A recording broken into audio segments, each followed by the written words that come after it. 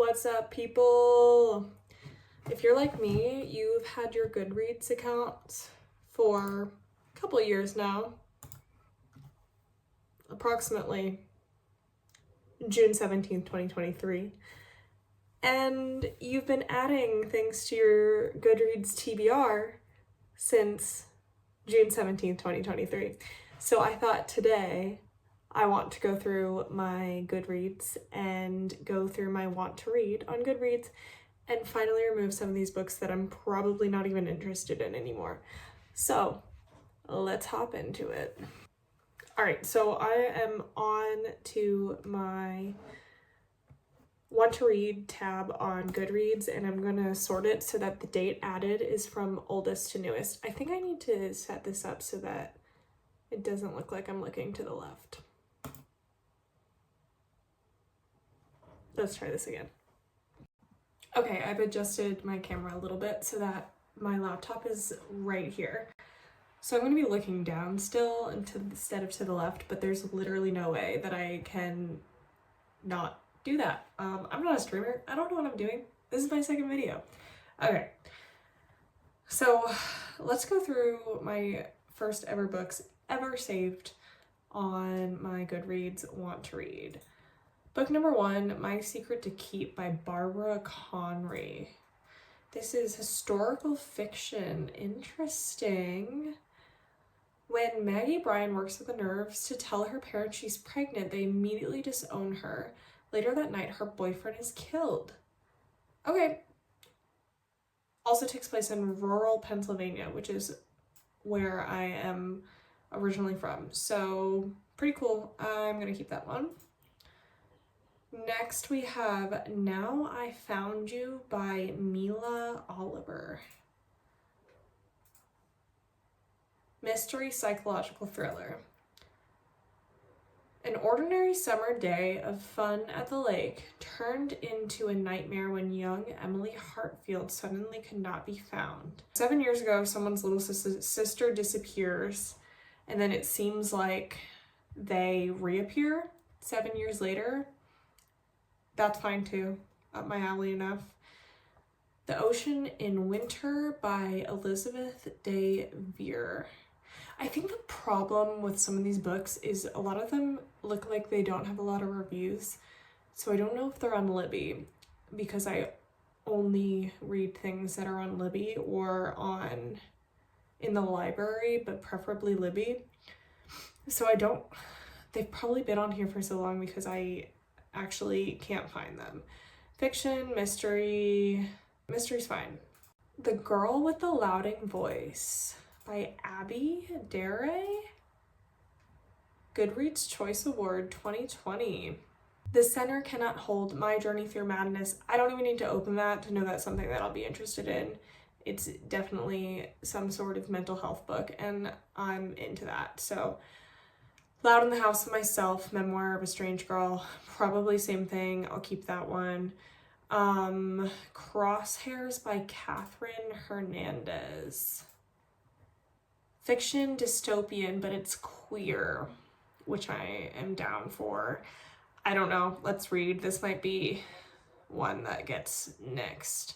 The author of acclaimed novel Scarborough weaves an unforgettable and timely dystopian tale about near future where a queer Black performer and his allies join forces to rise up when an oppressive regime gathers those deemed other into concentration camps.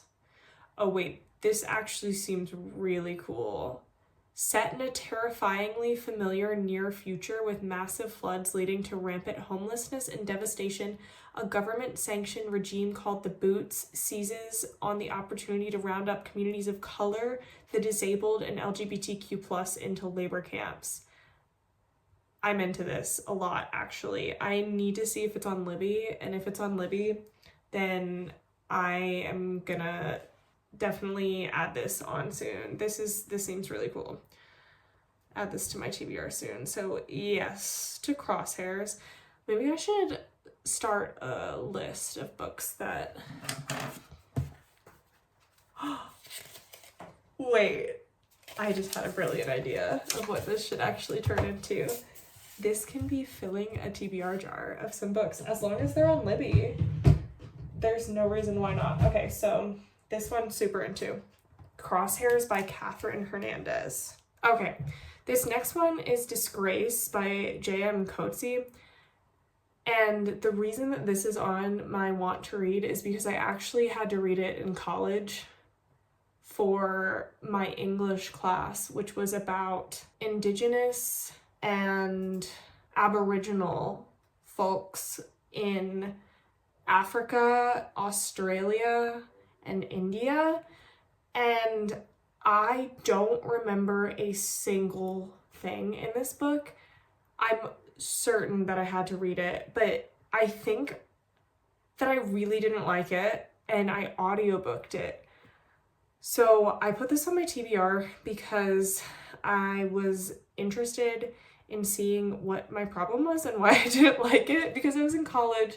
It was for English class, so when you have to read a bunch in college, it's hard to like really get into books. So let me read this and see if it's something that I would actually be interested in. And if not, sorry, Disgrace, you might be next. So set in post-apartheid South Africa, J.M. Coetzee's searing novel tells the story of David Lurie, a twice-divorced 52-year-old professor of communications and romantic poetry at Cape Technical University. Lurie believes he has created a comfortable, if somewhat passionless life for himself. He lives within his financial and emotional means. Though his position at the university has been reduced, he teaches his classes dutifully, and while age has diminished his attractiveness, weekly visits to a prostitute satisfies his sexual needs. He considers himself happy. However, when Lurie seduces one of his students, he sets in motion a chain of events that will shatter his complacency and leave him utterly disgraced. This actually seems up my alley, so I'm gonna leave this on. I don't know why I can't remember a thing from it. I like seriously guarantee that I read this book. The Miseducation of Cameron Post. I remember adding this because I watched this movie on something years ago in 2023, but I honestly, and I liked the movie, but I honestly don't know if I'm going to be into the book. When Cameron Post's parents die suddenly in a car crash, her shocking first thought is relief. Relief, they'll never know that hours earlier she'd been kissing a girl. Okay, so the reason that I am iffy about this is that it's young adult romance. It seems like it's more than just romance though, because it has to do with like being queer and queer fiction, which is cool. So I don't know, and the movie was really good. I think I'll leave it, but it's not like high up on something that I want. A Quiet Kind of Thunder by Sarah Barnard. Steffi doesn't talk, but she has so much to say. Reese can't hear, but he can listen. Their love isn't a lightning strike. It's a rumbling roll of thunder. Steffi has been a selective mute for most of her life. She's been silent for so long she feels completely invisible. But Reese, the new boy at school, sees her. He's deaf, and her knowledge of basic sign language means that she's assigned to look after him. This seems like a book that I would have loved when I was 17, so I might take it off. The things that are keeping me interested in it and maybe not take it off is I really love anything about disabilities. I have a master's degree in special education, so I'm really into that. But it is young adult, and young adult mental health books just give me 13 Reasons Why vibes, which, like I said, I loved when I was like 16, 17, but I am 26, so I don't know if that's something I'd actually be into. This is really unsuccessful. I haven't removed a single book. Lucy by the Sea by Elizabeth Strout. Now this is looking like it's part of a series. Why does it say Amgash number 4? Oh, well, because it's book 4 of a series about Lucy Barton. So let's look at book 1 and see if that's interesting to me, and if it's not, I'm removing this one. No, I think I'm okay. I'm gonna take this one off. Look at this, we got one removed, and let's click that X. Yes, woohoo! We removed 1 out of 11. Behind Closed Doors, a true story of abuse, neglect, and survival against the odds. That's something I'll be into. I'm leaving that. Undoing stories. I believe these are short stories about sexual assault. I'm into that. Autobiography of an Autistic Girl. Gonna keep that. Like I said, I really love disabilities stuff. So, okay, these next ones I know I'm not getting rid of because they're such huge books. I just haven't gotten around to them. So maybe these are ones that I write down. 1,000 Splendid Suns. Who doesn't love this book? I've heard great things. I just need to get around to reading it. A Little Life. Once again, have you ever heard anything negative about A Little Life? I have not, but I actually don't even know what it's about. I've never even watched a review of it because I don't really want to spoil it for myself. I know it's really sad, but I think I'm fine with that. And Betty. I've heard Betty by Tiffany McDaniel is great, and that is very interesting to me because I absolutely hated On the Savage Side by Tiffany McDaniel, which is rated an average of 4 stars. So I don't know what my problem is. I don't know why I'm a hater. So I'm really curious if I'll feel the same about Betty. Let's read the synopsis real quick. Betty Carpenter, born in 1954 to a Cherokee father and white mother. All right, that's already interesting to me because it's going to deal with Indigenous subjects and matters. Rich Birdsong. When her family's darkest secrets are brought to light, she has no choice but to reckon with the brutal history hiding in the hills, as well as heart-wrenching cruelties and incredible characters she's encountered in the rural town of Breathitt, Ohio. She's resilient, curious about the natural world. I think I'm going to keep it on here. And I think I need to read it and see for myself. I just really don't like On the Savage Side. But that's just one book. So I'm going to leave this one. Hello Beautiful by Anne Napolitano. This one is well loved, but let's see if it interests me at all. Readers also enjoyed Tom Lake, which is a book that's on my want to read. I'm gonna leave it, but it's not gonna be a priority read. Normal People, Sally Rooney. That's one that I just need to get around to. We're gonna write that down.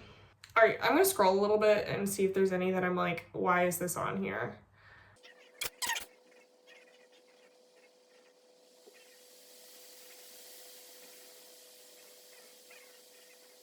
So it turns out I was onto something when I was saving all of these.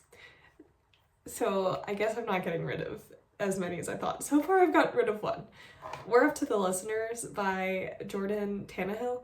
And this is one that I saw on like an Instagram reel a long time ago. That seems really cool, but I can't find it on Libby. I know for a fact I can't find it on Libby, but it's a horror and it just really sounded interesting.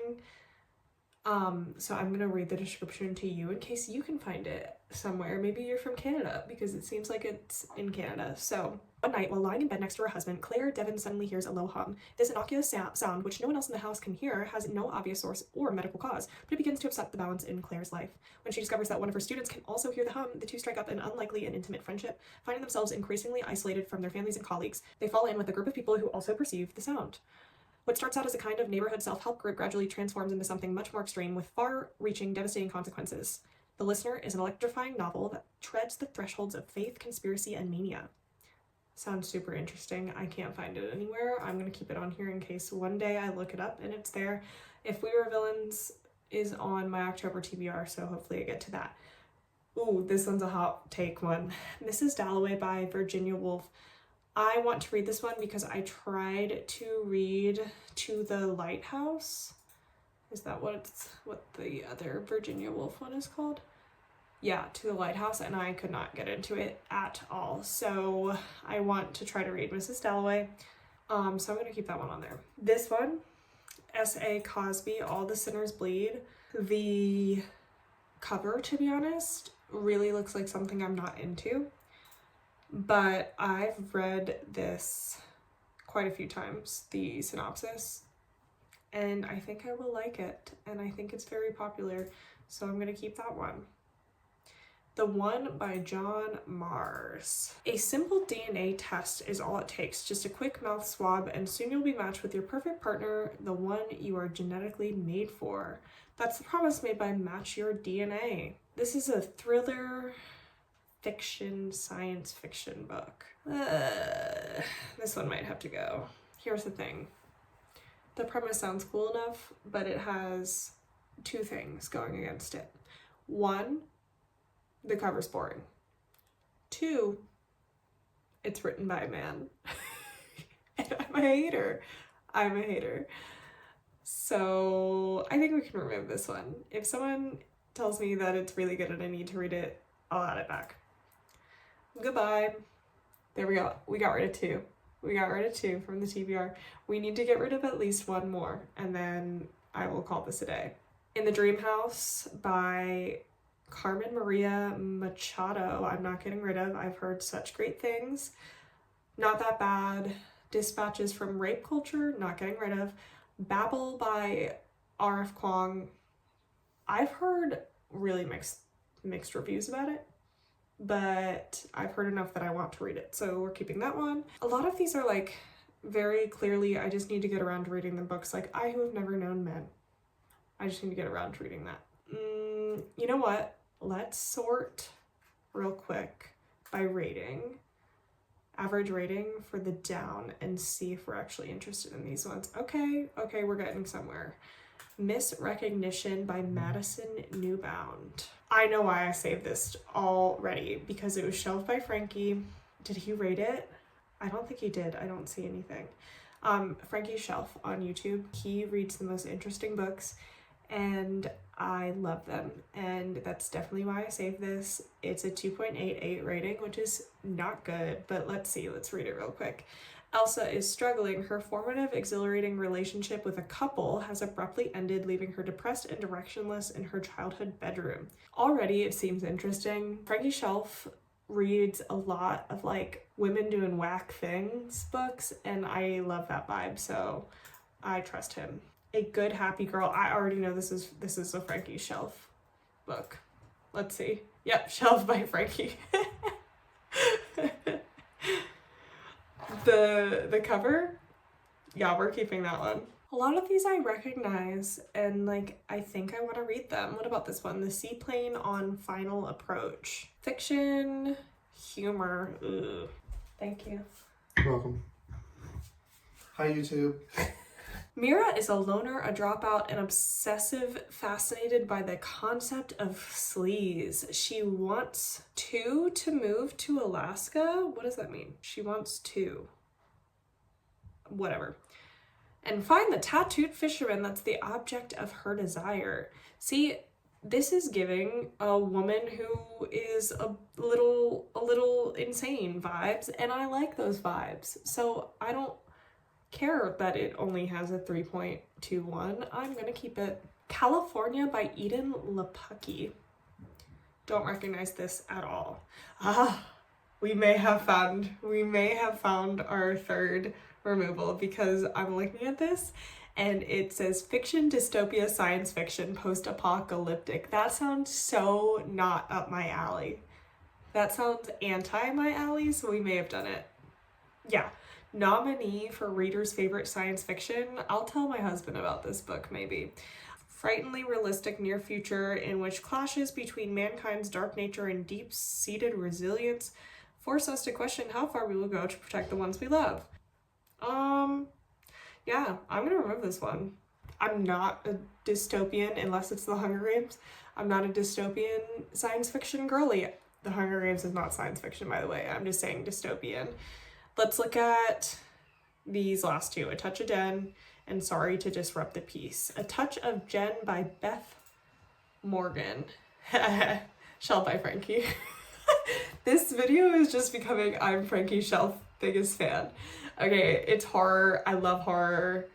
Look at that picture. Yeah, we're gonna keep that one. And Sorry to Disrupt the Peace by Patrick Cottrell. Shelf by Frankie. This is really funny to me. Okay, Her Brother Killed Himself. This is kind of giving, shoot, what's the name of that book?